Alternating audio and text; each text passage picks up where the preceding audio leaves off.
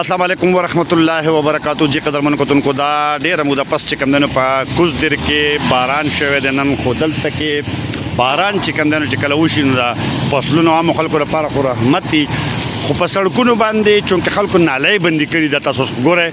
د پیسو پمپ د کوم چې د زمونږ د سید اجي سي د هغې مخې ته زه ولاړ یم دا وګوره دا نالۍ بنده ده او دا اوبه چې کوم دی نو دا دغه ځای ته چې کوم دی نو راغلي دي دغه ځای کې راجمع شوي دي او په اخوا باندې د وتو لارې چې کوم دی دا خلکو بندي کړي دي چې دغه ګاډو ته تاسو وګورئ د رانګ سایډ ګاډي چې کوم دی په رانګ سایډ باندې را روان دي او په دغه طرف باندې راځي او دا خلک چې کوم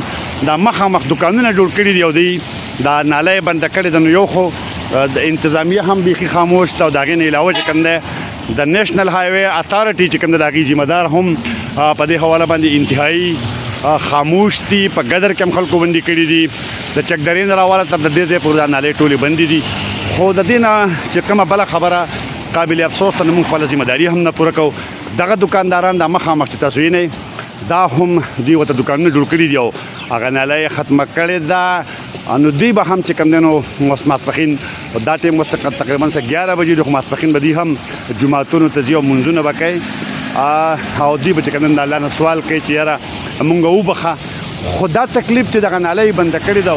دا اوبه خوړ ته تللی نو دا دوی نه ویني چې دا تکلیف چې کوم دی دا چاته دی دغه زمونږ مسلماني هم پاتې شوې ده د دې حده پورې چې مونږ څومره تکلیف چاته رسولی شو نو مطلب دا چې په هغې باندې مونږ خوشحالیږو او دا وګوره تاسو ګاډي چې کوم دی نو په هغه رانګ سایډ باندې د هغه طرف نه را روان دي په یو سایډ باندې راځي ځکه چې په اوبو نه ورځي په دغه وجه باندې دلته ټریفک هم په دې وخت کې چې کوم دی نو مسله ده او دا مسله انسانانو جوړه کړې ده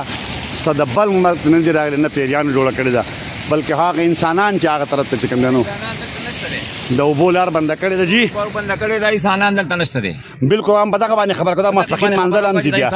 دا به بیا ماسپښین منځل هم ځي چې لارې بندې کړې ده او بس باو غلار به ځه خدای دې پوهه کړي نو څه به ووایو دا تکلیف چې کوم دی نو د دې سره دا خلک مخ ته دا تاسو وګوره دا ګاډي په رانګ سایډ باندې راځي